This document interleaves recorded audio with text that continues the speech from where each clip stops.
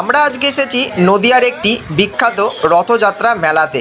এই জায়গাতে বলে রাখি, মেলাও হয়, এমনকি রথও একই সঙ্গে হয়। সামনে যে রথটা দেখতে পাচ্ছ, এই রথটা এখানে বিখ্যাত রথ বলে মানা হয়। মেলাতে ঢুকে দেখি কোথার থেকে নন্দী মহারাজ চলে এসেছে।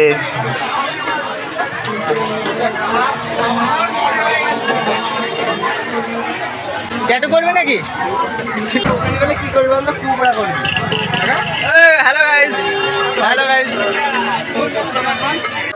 এই মেলাতে ভিড় দেখলেই তোমরা বুঝতে পারবে যে এই মেলাটা কত বড় হয়েছিল। অনেক দূর দূর থেকে দর্শনার্থী আসে এই মেলাতে শুধুমাত্র এই রথ দেখার জন্যই।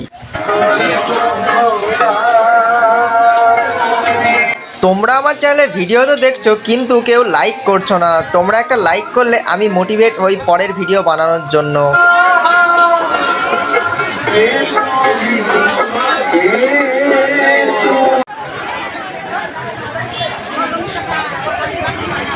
হ্যাঁ, বলে রাখি, এই রথটা হয় এবং এই মেলাটা হয় আমাদের নদিয়ার বিখ্যাত মাঝদিয়াতে।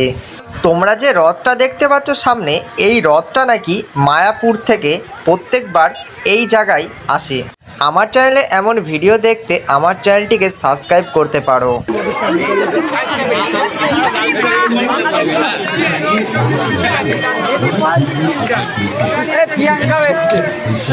নদিয়ার বিখ্যাত মাঝদিয়ার এই রথযাত্রা এখানে নাকি ৭৩তম রথযাত্রা হিসাবে মানা হয়। মায়াপুর থেকে অনেক প্রভুকে দেখলাম এই রথে, তারা দর্শনের জন্য এসেছিল।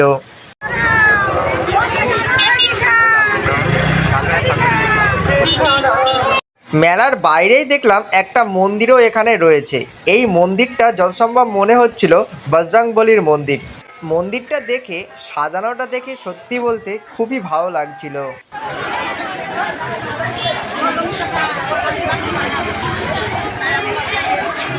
মুখ ঢেকে দিচ্ছে তো।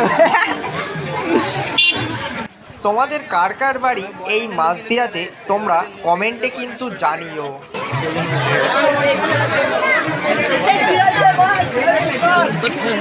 আমরা যেহেতু সন্ধ্যের দিকে এসেছিলাম আর রাতটাও অনেক হয়ে গিয়েছিল, ওই জন্য আমরা এই মেলাতে আর বেশিক্ষণ না থেকে আমরা ফাইনালি বাড়ির দিকে রওনা দিলাম। তোমরা এই মেলায় যতক্ষণ থাকবে ততক্ষণই দেখবে এখানে প্রচণ্ড ভিড় হয়, কেননা এখানে অনেক দূর দূর থেকে দর্শনার্থী যে আসে ওই জন্যই।